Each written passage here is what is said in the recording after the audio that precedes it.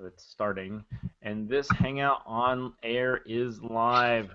Welcome to TINT, the premier free culture sports podcast. So I'm going to tell Evan and listeners here this at the same time. So the way we're going to do this is I'm going to go with 5 brief opening notes. I'm going to pause, and if Evan doesn't say anything, I'm going to move on to the crowdfunding campaign, and we'll probably talk a little bit about that. But I don't want to talk too long about that because the main event, in case you haven't been, or in case you have rather been living under a rock, is the World Cup, and that's what we're going to talk about for the majority of the show. So those brief 5 opening things: College World Series going out. I stopped caring when UNC, Bama, and Kentucky all got knocked out. I think they all got knocked out before the Super Regionals at the regionals, but that's a point not matter. So I'm totally checked out of the College World Series.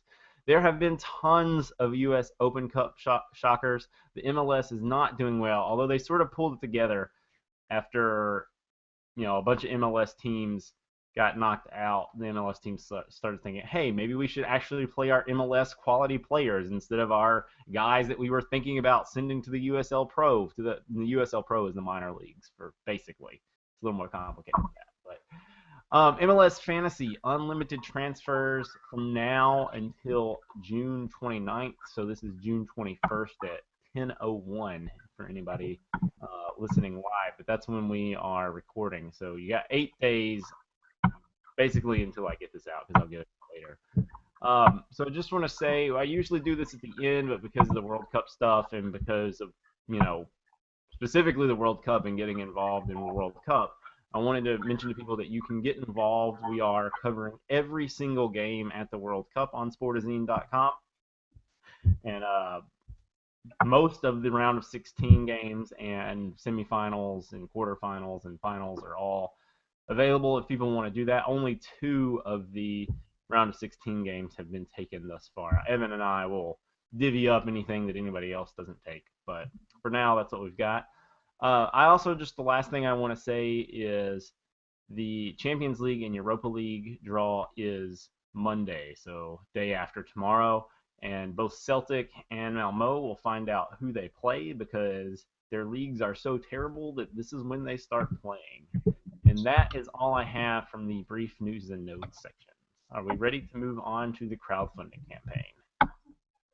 Do you know when they actually start playing the Europa League qualifying?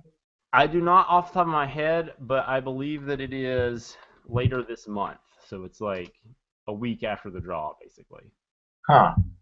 So I will look that up and put it in the show notes. But it's soon for the opening rounds. And so that's the way that the structure goes throughout the draws, at least until you get to the group stages. So there will be a draw for the next qualifying round, and then like a week later they play the games, and then there's a draw for the playoff slots, and then like a week later they have the playoff slots. It might be 2 weeks, but it's pretty soon after the draw. So, all right, crowdfunding campaign. We are actually making this happen. We are live at igg.me/at/FCSS. So that's Indiegogo. There's a long URL at indiegogo.com/project/this is not TINAP season 3, and then a string of numbers after that. But I just gave you the short one. We are offering t-shirts, which people who contribute at that level will be able to pick the design, help to vote on the design. We're going to do soccer balls, and basically people will be deciding how we do season 3, whether or not we do a weekly show, a bi-weekly show as we've been doing, or we do a monthly show, whatever. That's, based on how much contribution we get is what we're going to do. So I have been sick for about a week, which is why we're about a week late.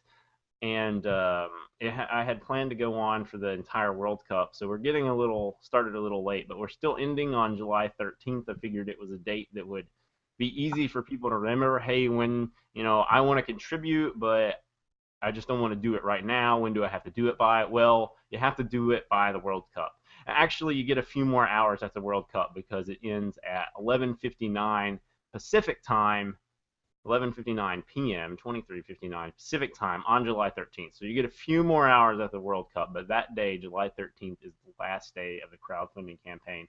I am pretty excited. I'm also nervous. I mean, it's I mean, people are deciding whether we're going to continue to do this or not. So, we may decide to do something slightly different. We'll have to, debrief after it's all over, but we'll find out if people actually care. Yep, it's true. Anything to say about that before we move on to the World Cup? No, I mean they can go watch the video if they want to know more about it. I think that'll say enough. Cool. You just sidelined, got robotic there for just a second, which reminded me, I meant to say up front that last night when I was recording Music Monument, I had some intense technical difficulties, which basically meant that I had to drop out of the call after 26 minutes, I think. And they were able to do their show. So anybody that's listens to this and Music Monument, we will have a show that we're releasing on Music Monument tomorrow.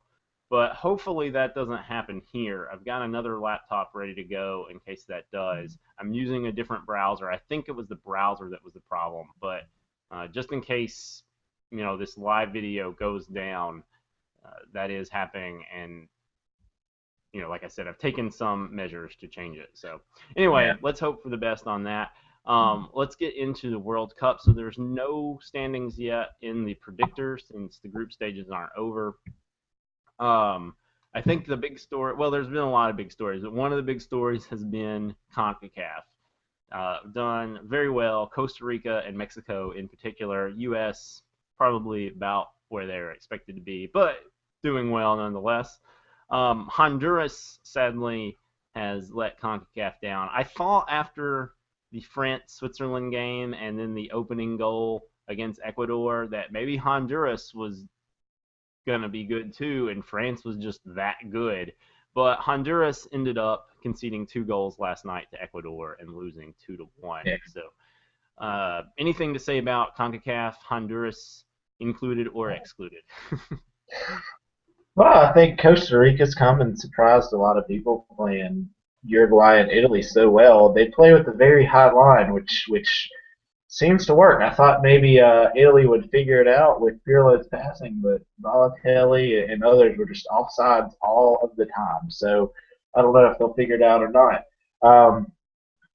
Be interesting to see with the England game, because that game really doesn't matter what those two teams will do. But Well, um, it matters for Costa Rica. that's true. If they get a point, they win the group, right? Right. They're at seven. They'll be at seven. So I guess it does matter somewhat for them for that. Honduras, I think, are they still alive? I think they can They are still. technically still alive. They need a lot of things to happen. It was like England bef- before the Costa Rica Italy match.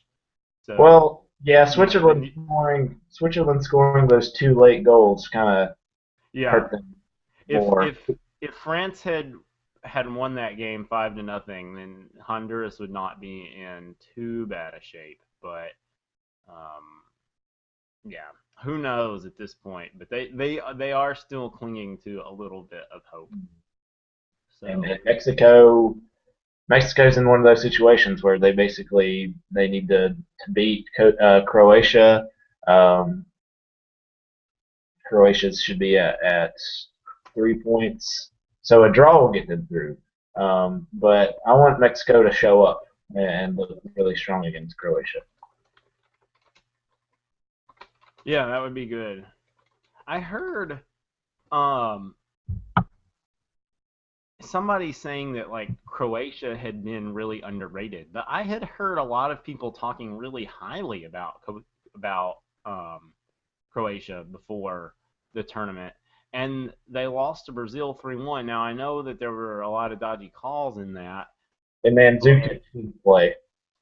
yeah, I guess. I mean, and then their next game, it seemed like they had a lot of help in that game. I don't know. I guess I mean I knew Croatia was good coming in, so I'm not shocked that they're good. I don't know. What do you think? You're right. I mean, they did play Brazil in the first game, and it did kind of seem like Brazil got some help, and then Cameroon basically did all the favors for Croatia, punching people on the back and everything. Yeah, Uh, that was insane. So I, if people haven't seen this, they need to go find the red car of Alex Song and just maybe you can tell us why he did what he was did. At first, I thought maybe he stumbled yeah, and then he just sort of caught the back of him, and then it was a red car, and I was like, huh, that's kind of weird. And then so they showed the replay, and I was like, oh, that's why it was a red card. He just like straight like punched him in the back. yeah. At first I thought it was like a you kind of stopped me from moving, so I pushed you out of the way type thing because I just I was following the ball and saw the collision kind of in the corner of my eye and thought, okay, just pushed him down, and then I saw a red card and I was like, what's going on? I heard one of the commentators say something about a punch, and I was like, he threw a punch, and I remember watching it and I didn't actually think that it looked like he landed the punch very well, but it was in the guy's back, and the guy did fall down like he got killed, and you couldn't have seen that coming in your back. So it Right. must have been pretty hard. I mean, Well, or he, exaggerated it like crazy. he probably exaggerated it once he felt it, but yeah, and maybe he could tell that it was like an elbow by the way that like maybe it hit the elbow hit and then the arm hit, or like I'm sort of doing a motion for anybody watching the video. So like if you got a whole forearm or something, you might know that it wasn't just like a hand or something. Yeah, So maybe that was part of it. He did look like he was in pain. I mean, some of these times it's pretty obvious that people are faking it, and it's like, yeah, come on. But this guy deserves a Tony or a Oscar or something. If it was Mandzukic, right? yeah. It was Mandzukic. Yeah. If that was not landed at all and didn't hurt, give the guy an award.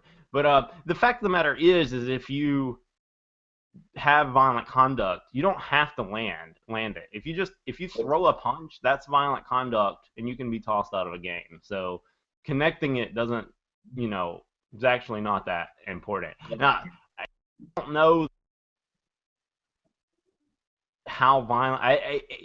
It wasn't just like a straight like cold clock. It was kind of like trying to be like sneaky in the back, like not good sneaky, like It was right in terrible. front of the ref.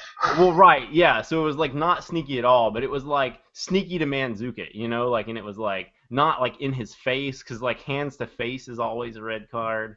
So and like it was behind him, so like maybe he thought he was like shielding him. It was terrible. He was wrong, but I could kind of see like maybe you think you could get a cheap shot in and nobody will see it because it's away from the ball. I can kind of see what maybe he was going for, but like it's just stupid. Like why? What need is there to have like a cheap shot like that? Like what do you have to gain from that? I mean, unless you think you're going to injure him. I mean that's Well, there's if your goal is to injure him, there are better ways to do that. Yeah, I mean maybe you're trying to get retaliation. Maybe you like bump him and you think he retaliates and he gets the one sent off, but like then you bump him. You don't straight punch him in the back. I don't know. It just there's like no way this made any sense. So Yeah. And if he wanted like sucker punch, I mean, he went for the straight swing down motion. yeah, Like anybody who gets a glimpse of that can see the wind up and the swing down. Like if yeah, you just want to punch him, get like a little gut punch in there. You yeah. know, harder to see. But I This think this just goes to what I feel about most African teams is that they lack discipline, whether that mean like team discipline or like they just get angry and do silly things like that. I don't know if that's true about Algeria. Maybe sub-Saharan Africa. Yeah, yeah, The, that's true. the other thing about African teams is they have terrible goalkeepers. I don't think I've ever. I'm sure there are some that are good, but I have never personally witnessed a game with an African keeper where the African keeper was good. I've never And seen it. I was surprised when they were doing the lineup for the Ivory Coast game. I thought maybe this guy still had his warm up on. The Ivory Coast goalkeeper, he was like a foot shorter than Yaya Toure. And I mean, Yaya Toure is tall, but like Yeah, your he's goalkeeper a. should be one of the tallest people on your team. He I don't was know. Nick Ramondo's pretty short and he's pretty good. well, okay. Generally speaking, It's a taller person, one of the taller And persons. Casillas is not very tall, is he? And he used to be good. Well, but he's taller compared to some of the Spanish players, especially the midfielders. I guess I can't argue with that because they are pretty small. So, um, I don't know. I'm looking up real quick how tall Iker Casillas is.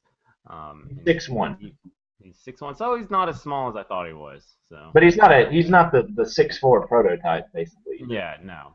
So um, all right. So predictions. We talked about Concacaf sort of throwing things into the, you know, throwing a wrench in the whatever. I'm gonna just stop with the analogies. It was I was up late last night.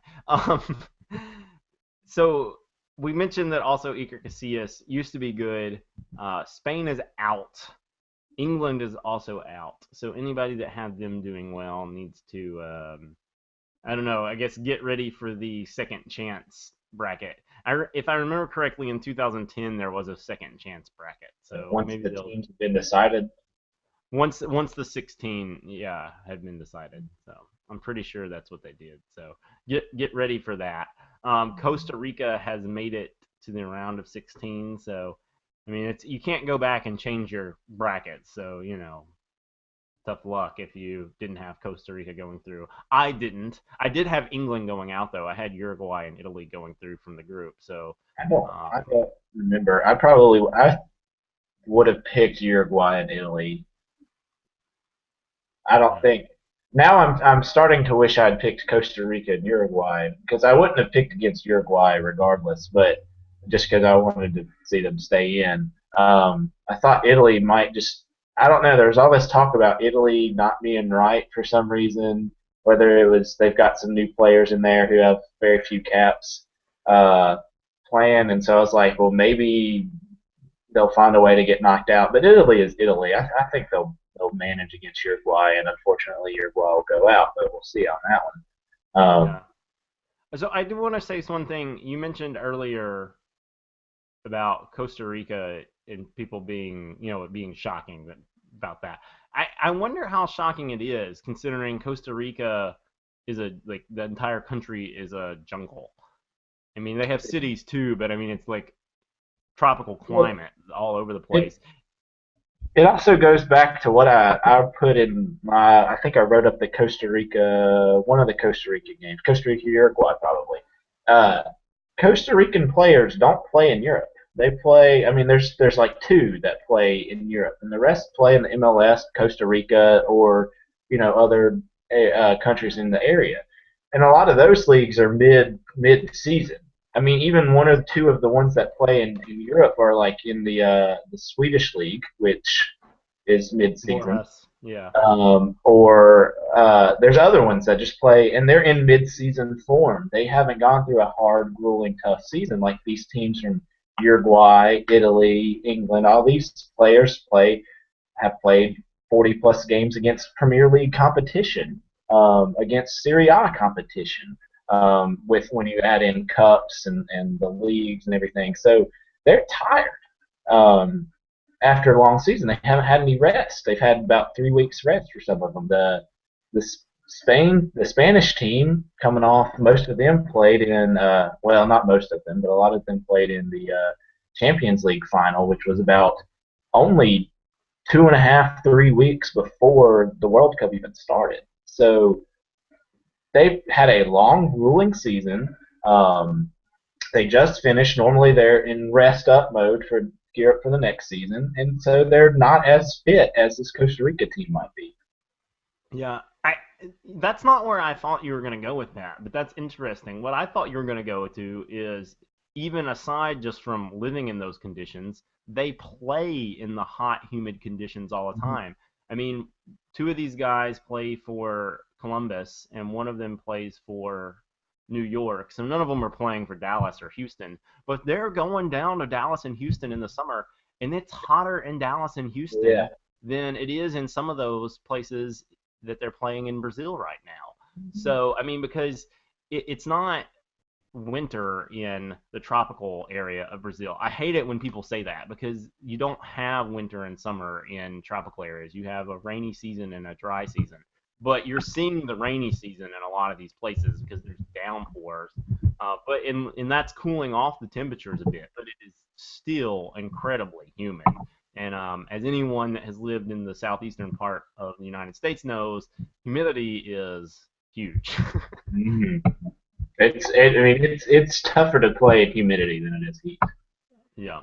So, um, yeah, I mean, some of these guys do play in leagues that do have winter leagues. So there's Spanish, Belgian, German. I don't know if Denmark plays in the summer or not. I feel I like I wasn't should know sure on that, that one. but Joel Campbell plays in Greece, even though he's listed as Arsenal here, and there's some Dutch. And Russia has um, a winter league now, but I think they take a pretty extended break. But anyway, they don't play in the summer anymore. So I mean they've got a mix of guys, but yeah, a lot of them are definitely not playing in those top leagues. So the pick'em standings, you are doing quite well. You are in the 99.8% bracket, which apparently at the time you wrote the notes has you tied for 286th in the world. Um, Or at least out of like the 115,000 that filtered down on ESPN. well, those are all the people in the world that did it. So, Just, um, yeah, and you picked Cameroon over Croatia for some reason. yeah, Yeah, I don't know why I did that because I thought I picked Croatia to come out second. I think the issue was that was one that was or draw, and I thought if yeah, Cameroon's getting a point, they're getting it against in a draw against Croatia. And if Alex Song wouldn't have, felt like a boxer and thrown punches, they could have drawn that game 0-0. That's what it yeah. was when he went out. So, Well, I'll tell you why well, I've not done particularly well and why Wendy has done even worse. It's because from Wendy's, I literally just picked everything to be a draw. That is literally what I did. I just went through and picked everything to be a draw, which means either draw or underdog wins. And there have been some underdog wins and there have been some draws, but this has been a lot of goals and not a lot of draws. So a very not American as in like waving American flags sort of World Cup, but very like American as in Americans would like it sort of World Cup. Not a lot of draws, a lot of goals. I mean, not that like people in the rest of the world don't like goals. I think they do, except maybe Italians don't like goals. Everybody else like goals. or Greek. Yes, the Greeks definitely like they dislike goals. Italians are kind of indifferent. Greeks, they just like actually dislike goals. So I didn't go for the like 100% draw on mine, but I was pretty close to that because it's just so I knew there would be upsets, and I was like, well, I can pick two things or I can pick one thing. I don't know. It seemed like a good idea, but it clearly was not. Well, I So picked I, I picked Croatia. I mean, not Croatia. I picked Costa Rica over Italy, which was or huge. draw, yeah. So Yeah, or draw. That one, if you look at like the percentage of who picked what, like there was hardly even a green bar for Costa Rica in that game. yeah, That's one of the many that's kind of helped me out. Uh, very interesting while we're talking about that is that there's been a lot of comebacks, like a lot of teams going down 1-0 and then winning 2-1 or 3-1. Um, Coming into the World Cup, people would have said, or not people, but uh, the people who know about World Cup people history. like don't talk. What? I said it probably would have been people because other Period. animals don't speak. Or rocks don't talk. Right, yes. Inanimate things also do not speak, so. But there were like three comebacks in all of like the 2010 World Cup, and then this year it's like every game's a comeback. Even Switzerland, even though they didn't quite make it up to five, started mounting the comeback.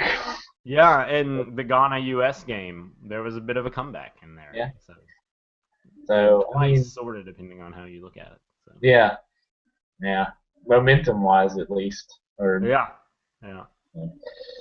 so yeah, that's just bizarre that it's been that way. I don't know if that's been part of the go all out mentality teams are having, or if it's other teams are being tired and not tracking back, playing defense as strongly as they need to be. I'm not sure what it is, but it's just interesting. So this is an interesting point. So isn't it that teams are going all out, or is it there aren't a lot of good defenders these days? That's been a topic that some people have been discussing. That like, there's Thiago Silva who actually hasn't been in good form, but aside from that, you don't have a lot of great silver center backs. I mean, you see a lot of countries playing guys that are old, like Lugano in Uruguay or Yepes at Colombia. I mean, Yepes is 38. You don't normally see potential World Cup winners, like a lot of people think Colombia is, starting 38-year-old center backs. Yeah, and even I'd say if there's one team that has a monopoly kind of on center backs right now, and none of them are outstanding, with the exception of one, I'd say, is Germany. They play like four center backs on their back line now because for some reason Lom's in the midfield. I don't know enough about the Bundesliga season to know why Lom played in the midfield for Bayern Munich, but they play four center backs. And Hummels is injured, and he's probably the best born at being a center back. Uh, but they have the defenders, at least not on the wings. I don't know if the wing play will bother them or not, but there's just not a lot of good defenders. I mean, even the second goal that Ecuador scored yesterday, like the defender just didn't follow. Was Valencia? Is that his name? Valencia is Inter Valencia. He actually plays in Mexico. So I was looking on Twitter and not a lot of people were talking about this, but this has been to a large extent the CONCACAF World Cup. Well, I mean, yeah, he plays in Ecuador, which is condemnable. But the guy who scored literally all of their goals plays in CONCACAF for Yeah, his club side. but the defender just didn't follow him or like was late to react. I'm like, you can't do things like that on the World Cup stage. If you've got the guy who's scoring all the goals, you stay in front of him no matter what. And Yeah. I don't think there are a lot of great defenders. I mean, there's good team defending. Um, Teams have good team defending, like Costa Rica, Italy usually has good team defending. Not any world beater center backs, but good team defending. Yeah. And I mean, even of the teams that aren't here, like Serbia, I mean, they have Subotic, but Vidic is past his prime. I don't know if Vidic would even be starting for them, but I'm just sort of thinking about past center backs, and some of them are, getting over the hill as well, at least in soccer terms. So, let's move on and talk about Group G a little bit here. So, U.S. Ghana. Let's go. I mean, this has probably been beat to death for anybody who listens to this show. But do you have anything to add about the U.S. Ghana game? No, it's just that we mentioned it. The possession play uh, just wasn't there. I don't know what happened. Michael Bradley looked pretty awful. And so I don't know if there'll be many changes going into the Portugal game, but I think maybe we'll try to settle down and play some better possession, and maybe Bradley will learn, or not learn. Well, He'll be more informed.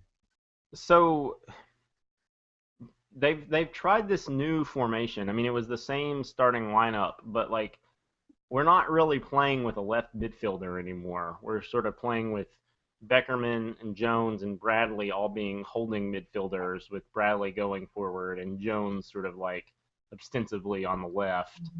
And so I wonder how much that is messing things up for Bradley. I mean, it worked to stifle Ghana, but I mean, ultimately, it doesn't matter whether or not Bradley has like great looking games or not.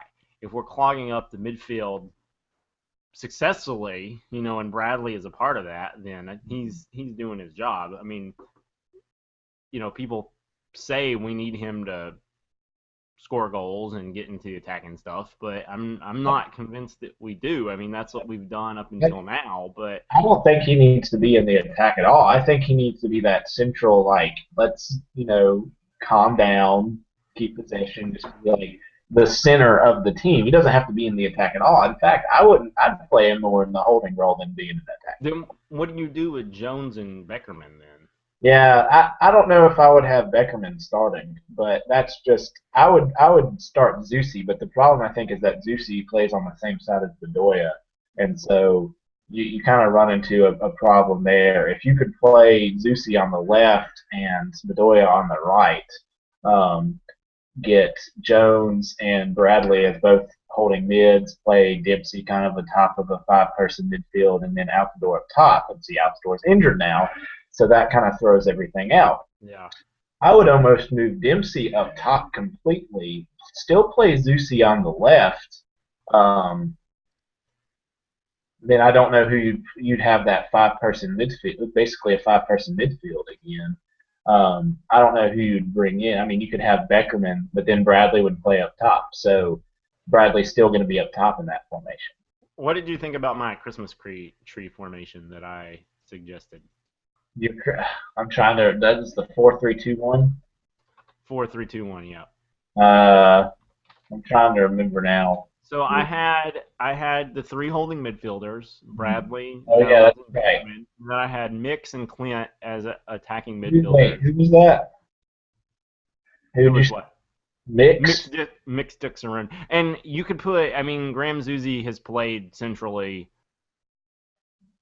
for his club before as well. I mean, you could Yeah. do either one of those guys. I don't, whatever. I don't. I haven't seen enough either one of them play enough to know specifically which one. The only reason I picked Mix is because Zuzi has already got some playing time, and I figure with the amount of travel and the amount of humidity that you might want to rotate players. So That's true. Uh, I mean, I'm partial to Zusi, but I just watched a few MLS games and liked what I saw out of them. I could see that being the case. It's kind of a 4-3-3, but with the two wingers kind of pulled inside and dropped a little bit. yeah. Um, so I could see that. Um, I don't think that's what they'd go for. But without the wing play that we really have outside of Bedoya, that could be a more practical lineup. Well, I mean, but Bedoya has been playing centrally in France, if I understand correctly. So I don't know if it's right to think about him as a winger these days. I mean, that's what he's done in the past, but a lot of our width is coming from our fullbacks now, so it makes sense to have, you know, ostensibly wide midfielders that stay in closer. Well, Um, then, are you considering Beasley as being an attacking defender? I mean, I know well, Fabian likes to get up the field, but he well, I wasn't mean, Dempsey that was in the box a couple times. I mean, Beasley.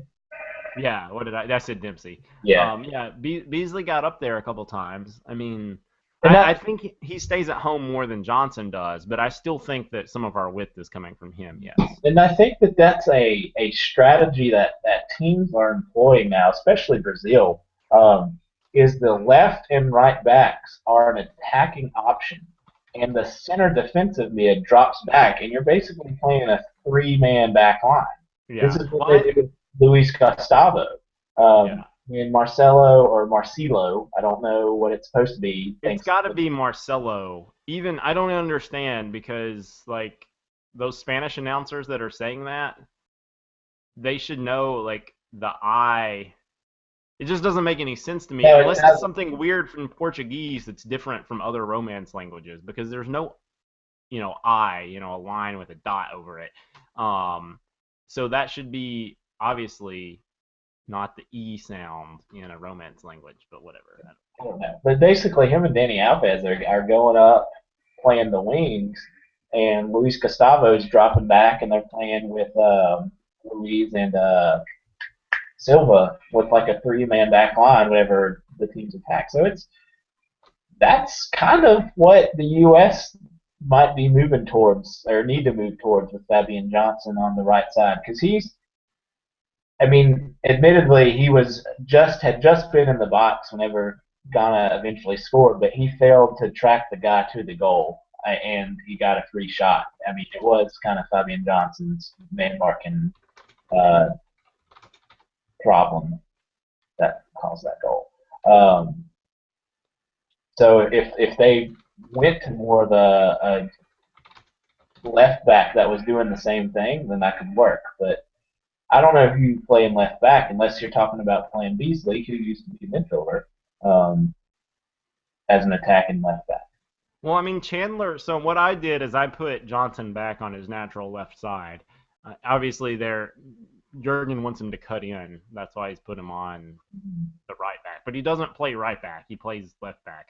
Um, and so I what I would do is move Johnson back over there and play Timmy Chandler on right back since he's like the one actual right back that we have. Well, we have DeAndre Yedlin, who you seem to like, but I just don't trust a 20-year-old. I mean, I know. Yeah, I wouldn't trust him either. I just know that he's fast. I So mean, you have to like do other things except outrun people. I don't know. it's true, but I guess I'm coming from playing FIFA all the time, where basically the strategy is if you can outrun somebody, you're golden. I mean, you don't have to Yeah, be able but to we're catch up. talking about playing FIFA at like ultimate level or something where you can't just outrun people. Even at world class, you can't just outrun No, people. you really can't. I mean, But I like him because of his youth and his speed. So I think that in about 4 or 8 years he'll be something. But yeah, I think Yedlin is a great option off of the bench because of his speed, but I wouldn't start him. no. So, I mean, for one thing, it's good to have like a game changer on the bench. Like Or some people are good off the bench because they're coming off the bench sometimes. yeah, that's definitely true. Um, Especially when you've got speed off the bench and you're coming in fresh against people who are more tired. Right, Um, absolutely. you can run right around them. So I mean, he is a good option off the bench. I don't know enough about Timmy Chandler playing right back to know how that would fit in with everything else. Playing the using the left and right backs as a kind of attacking options. I don't know enough about Chandler getting forward. Yeah.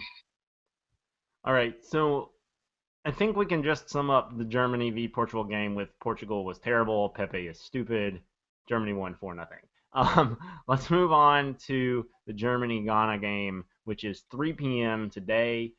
So there's no Hummels and perhaps no Boateng. You question whether Germany can handle Ghana's speed. I'm just going to say yes. I don't know if you have anything to add. I mean, it goes back to our team defense. They'll be fine. I said that what they'll probably do is they'll be able to keep possession a lot better than the U.S. did, and so I think that'll be the game. Basically, Germany will find a way to pass the ball around and get it into the box and score a goal or get pulled down or something and get a goal or two. And I think that they'll just keep possession the rest of the game basically and get Ghana frustrated. Um, and they'll just be able to handle it pretty easily. I mean, they just they look great. Hmm. So I'd expect nothing less but an easy win. So tomorrow, aka June 22nd at 6 p.m. U.S. Eastern Time, the U.S. takes on Portugal. So you say the U.S. need 3 points. I'm not convinced they necessarily need 3 points, but it would be nice to get 3 points. It depends on what the Germany's goal differential is. They're sitting at +4, which is pretty nice after one game. They may not really care so much about that last game. And you mentioned the Ronaldo injury and the Pepe suspension might be enough to get the U.S. through. I gotta say, I picked the U.S. to get through this group in the number 2 spot even before even those things were known. I just don't think Portugal is any good. I haven't. You have to shut down one person.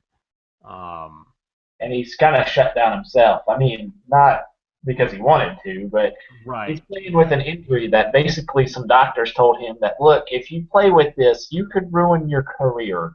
And he's Yeah. still playing with it, which it just seems stupid. But he I really, don't know. I mean, I think that he wants to have a World Cup legacy, and if they don't get out of the group, he's going to be 32 at the next World Cup. I mean, yeah, this is it for him. He hasn't done anything in the World Cups in the past, so I mean, It's he could true. have a fantastic Euro in next time around, but and that's not to say that there aren't a lot of good 32-year-olds. I mean, Pirlo is 36, I think. I mean, I think he's plenty of guys. 35 right now. Okay, and plenty of the guys on the U.S. team are 32, but they're not world class. I mean, no one would say that Kyle Beckerman is a world class player or that he ever was, but um, I don't know. Yeah, outside I of guess, goalkeepers, what was that? it's kind of hard to say many 32-year-olds are world class. Yeah, and I forgot what I was. Oh, I know that like a lot of people are like, oh, Nani is part of like the Portugal attack, and I guess I just saw enough of Manchester United this year to realize, well, and not just this year, but in the past, to realize that Nani, while he can be brilliant on occasion, he's really not very good. And that may be more true for a lot of the Portuguese players. Is that they have moments of brilliance, and that's what you remember. But on the whole, they're maybe not that great. Hmm. Um, and I think that could be said about a lot of players in a lot of sports is that you can remember those moments of brilliance better than you can remember the 90% of the time where they're not actually that great. But you can remember that 10% because it was something brilliant to remember. I mean, And sometimes players are just like they just sort of like fade out of games, and then you're like, well, they didn't do that bad, they didn't do. But like Nani is just like does the dumbest things. Like it's like just he's so infuriating. It's like he's always trying to do something brilliant that he doesn't stop and think like, oh, maybe I should do something simple here instead. It's just like it's not like a drifting in and out of games thing. It's like he's legitimately bad. yeah, Like having him on the field can be a liability. so I mean, I don't know. Do they even play with a striker? Because they used to have like Ronaldo on the left and Nani on the right, and somebody in Yeah, the that's what they middle. still do. Okay. So I don't Yeah, know. I mean, like the fact that I don't know who that person is at this point it might be telling. yeah. Uh, uh, And I was wrong. Ronaldo, assuming that it's played in the summer, which is in Russia, so it should be. But Ronaldo will be 33 at the next World Cup, not 32. So, um, so even more. So, I don't know. I brought this up on the show notes just because it's the last time we'll talk before the game, at least recorded. And Thursday, June 26th, is the Germany v US game. Right now, I don't have a lot to say about this because we just don't know what's going to happen in Germany, Ghana, or US, Portugal. There could be more injuries, more red cards, so it's hard to know. But do you have anything to say about Germany, US at the moment? no, I just want to see how Outdoor's doing. I think he's probably done, and they're just not letting anybody know. But if he can make it back, that would be a good game to at least have him sub in for a little while to see how he does against a team of that caliber. Yeah. And then Portugal v Ghana, you say you hope it's a meaningless game, and if it is a meaningless game, that Ghana will win. So I guess for anybody playing the pick'em, that's a important note. So Yeah, I just Portugal's. I feel like Portugal's the type of team that if they've got nothing to play for, they're just not going to play. yeah, they might Got, not play even if they do have something to play for. yeah. So uh, I hope that Germany has 6 points. U.S. has 6 points. We know who's going through. The question is who's winning the group and who's in second. That's the hope. Anyway. Yeah.